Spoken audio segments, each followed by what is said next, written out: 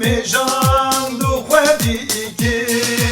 evî dünyaya lêjimi radiyar kir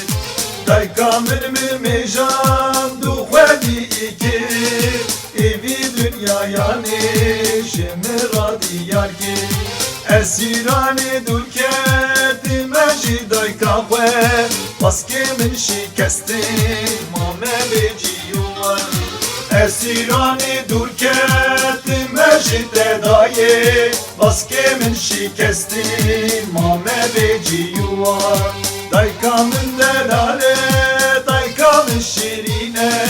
daykam reh û cane dayka min emek dayka min delale dayka min şîrîne daykam reh û cane dayka min emek dayka min emek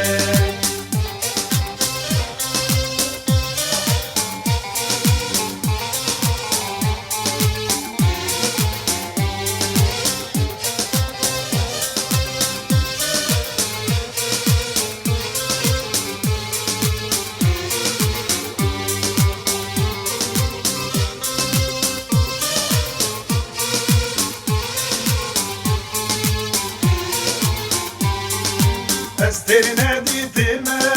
dayka xwe delan ez bûme koçel dûr ketime ji mal ez terine dîtime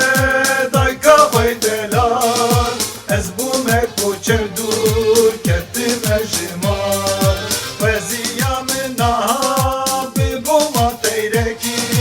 ez tir bidîtima dayka xwe delan xweziya min Westir bidîtima dayka xwe delan dayka min delale dayka min şîrîne daykam reh û cane